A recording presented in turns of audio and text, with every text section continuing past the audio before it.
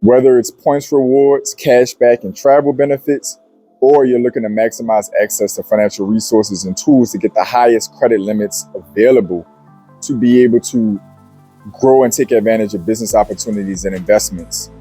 You're going to be looking to go up the top of the ladder when it comes to credit cards within each institution's ecosystem. You're not always going to want to get every brand new card with a new inquiry and affect your age every time in order to accomplish that goal of getting up that ladder. So if you want to maximize your access to limits in the top tier cards to do so, then you're going to need this strategy we're going to cover right now in this training. It's credit card upgrades, the feature within almost every financial institution with multiple cards to go from the bottom tier entry level card to the top tier premium card incrementally through upgrades. So that feature is going to be available once you've typically had the original card 6 months to a year, depending on that institution. They're going to want to monitor your behavior. They're going to want to see how you use that card, if it makes sense to be able to offer you the upgrade feature of another card or a higher ranking card. They're also going to want to see if you're going to qualify for the higher limits that can come with that card or the ground floor limit you need to access that card. I'm going to give you a couple live examples in my own financial journey where I've used this feature to get up the ladder with quality financial institutions and not have to beat up on my average age of accounts or waste inquiries and use all of that at other institutions I have higher levels of interest in on the other end. Two of those institutions for me have been Capital One and Navy Federal. In both cases, I've started out with a lower level card. With Capital One in particular, I started out with the lowest ranking card, the infamous Platinum card, and have worked myself up to their top tier Saver One and had the option to get one of their Venture cards, but passed on it because I preferred the reward structure of the Saver One. That having been said, I went through the Platinum card, Quicksilver, and up to the Saver One. And I did all of that in about a year from the first upgrade. It was a nice benefit. It was a nice feature.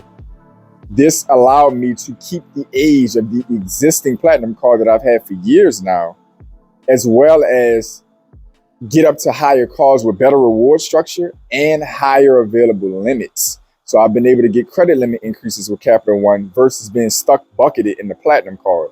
Same type of deal with Navy Federal. I started out with their American Express co-branded, I believe, More Rewards card. That was my first credit card with American Express. My biggest problem with that card was that I'm a big shopper at Costco and they don't take American Express or MasterCard. I also realized that the Navy Federal flagship card had wonderful benefits for high credit limits, of course. And I also realized they had great simple cash back at a ground floor of 2%, which I've shot a video recently saying it's one of the most attractive simple cashback cards in the entire marketplace. That I went from the American Express More Rewards, the Navy Federal American Express More Rewards card, to the flagship card through an upgrade. I didn't actually apply for the flagship card, but I upgraded to the flagship card. It was a nice benefit. Caveats or side effects. Two quick things. Number one, you're gonna obviously miss out on any welcome bonus that could be available. You're also gonna miss out on any 0% offers that could be available with the cards as well. So this is why it's very important to know what you have, what intentions you have per institution when you're exercising what strategy to go with. With American Express, Chase Bank, I'm okay with taking on, new inquiries or beating up on my credit age, getting new cards with them because I have much bigger plans with their ecosystems.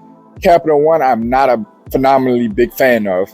Not that they're a bad institution, but I just don't have any bigger long-term plans. They don't have a lot of products that I really focused on in the near to intermediate future. So I'm just looking to climb the ranks with them without having to sacrifice the new inquiries or beating up on my age that could be going to institutions that I plan on actually building stronger relationships with, if that makes sense.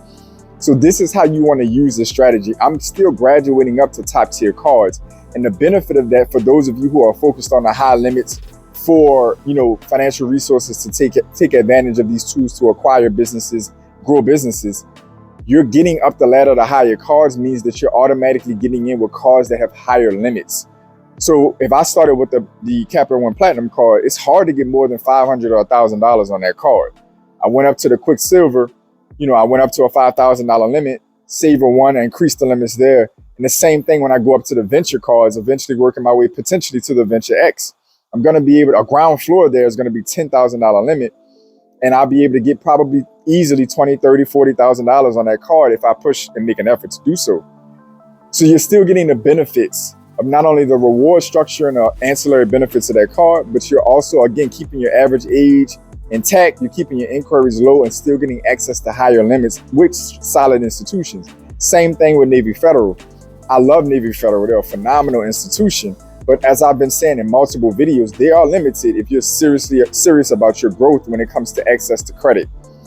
It sounds really attractive to have that low barrier to entry, the $30,000, $40,000, $50,000 limits, $60,000 limits that Navy Federal offers. That having been said, that's pretty much it. Once you get to that $80,000 max exposure limit, they don't have any attractive business products like talking about it. And you've tapped out the highest available credit limits on a credit card side with Navy Federal. So for me, that's another institution. I didn't want to waste another inquiry at this time getting a second card. I just upgraded to where I had better use of another one of their top tier cards.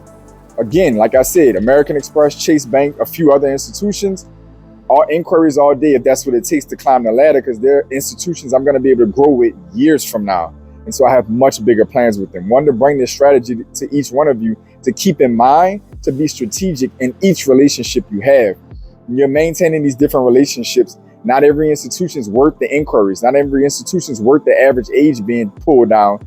You want to save that for the very, very top tier institutions you plan on building out with, not only at the moment, but long term. I don't have the same long-term plans for Capital One. I have different long-term plans with Navy Federal. So I'm saving all of those inquiries in those arenas. I wanted to bring this to you because this is a strategy many people don't know is available, or they don't know to exercise it or when to exercise it. This is the best time for you to do so.